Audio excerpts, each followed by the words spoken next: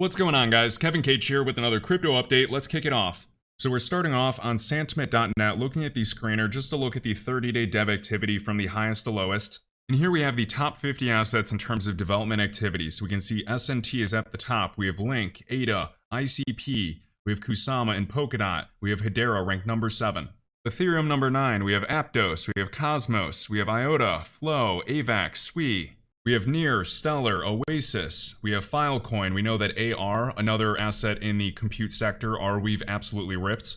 We can see even since October, this has already gone over 1100% wick to wick. And what we're seeing for a variety of assets, we already have some at all-time highs, but we're seeing more and more starting to approach this April and March 2022 high, if not even higher. So super exciting to see different assets finally get this big pop, as we can see right up to the 50% retracement thus far. And as we keep moving down, we have Mask Network, we have Axelar, AXL, keep in mind with the coming XRP Ledger integrations to a bunch more blockchains. And then rank 39, we finally can see Casper in this list of the top 50 assets for dev activity. So if you're curious to learn more, you can check out Santiment Academy and understand these metrics. And one super important thing that we've discussed multiple times in this list of assets showing their dev activity is this: only development work done in the public GitHub repositories can be tracked.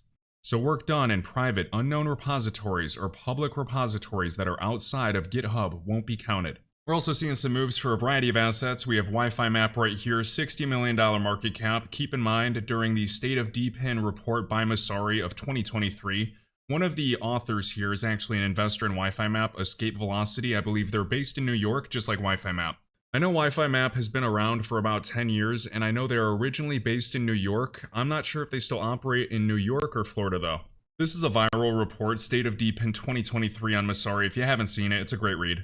And if you've been in crypto over the past few years, you've likely already held or currently hold a variety of DePIN projects. And one good thing about these decentralized physical infrastructure networks is some of these sectors aren't as heavily regulated as finance, so some of these could grow a lot faster. We're familiar with storage like Filecoin, computation like Render, bandwidth networks, and DY, decentralized wireless, whether that's mobile like Helium or even Wi-Fi like Wi-Fi Map, a variety of AI services like Tau, and then even sensor networks. I'm also excited to see how Peak does with their token launching later this year.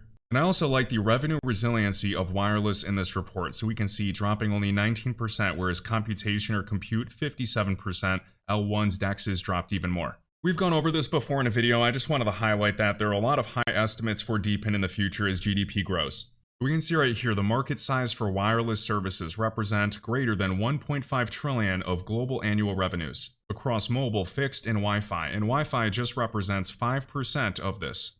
So overall, people want free Wi-Fi, so Wi-Fi in itself can be tricky to monetize, and that's why we're seeing that Wi-Fi per their roadmap is implementing, let's see, geolocation, essential amenities, different mapping features. I know they're leveraging Polygon's chain development kit. They're going to be working with some storage providers just to work on securing and optimizing data management. They're building things, and of course they are also doing something like a launchpad. They're doing another DAO. They're offering tournaments, and then they're expanding their services for the token, not just for Wi-Fi, but expanding it beyond eSIM as well, but for VPN too. We can see in terms of Wi-Fi, the connectivity protocol itself, the market size is $100 billion in global annual revenue.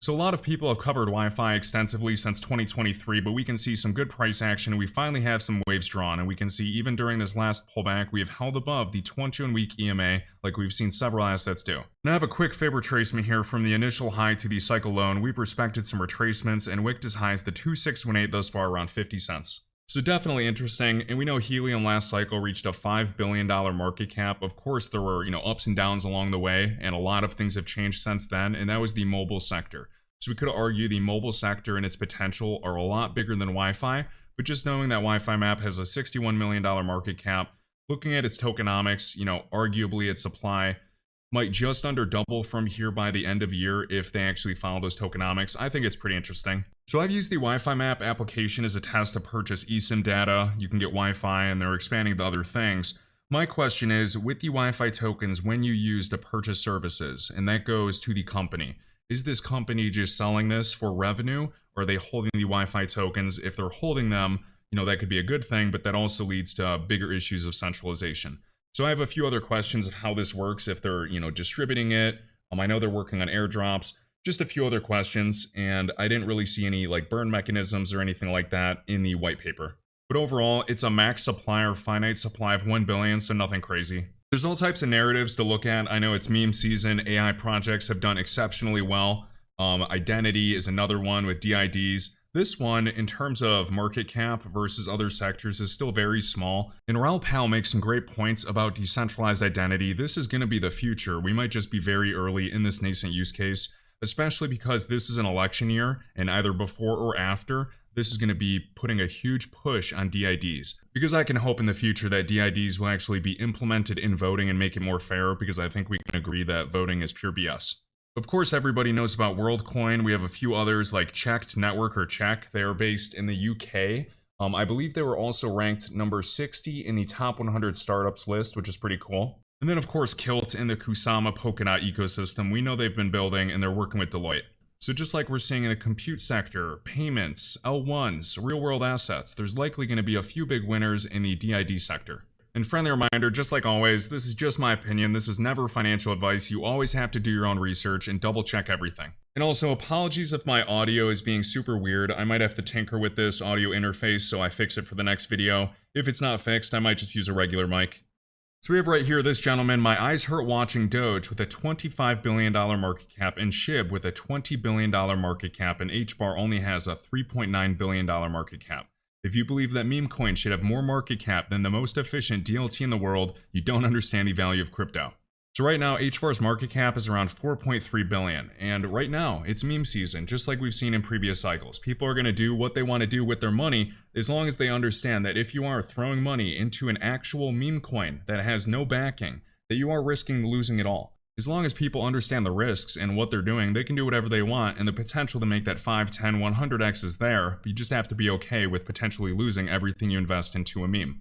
We know last cycle, HBAR's all-time high market cap was 7 billion, so I believe we head to all-time highs and create another all-time high market cap, but that's just my opinion. We know Algo's all-time high market cap was 15 billion, we had Polkadot at a $50 billion all-time high market cap, and we had other assets like Solana, Doge, even ADA around 80 to 90 billion plus.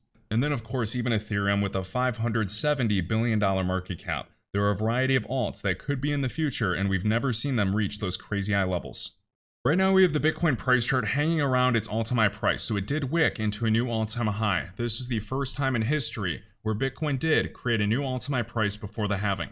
I made this post on Twitter yesterday just to look at when Bitcoin broke into a new all-time high price in 2017, 2020, and where we're at today.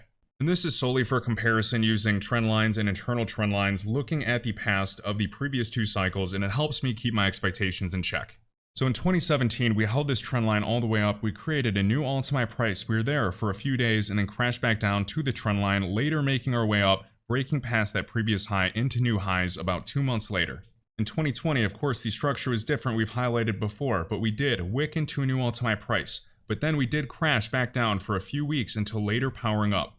And so today we have Bitcoin wicking into a new all-time high price. So solely looking at the last 2, even 3 cycles, each time Bitcoin has wicked into a new all-time high price, it later has gone on a big run.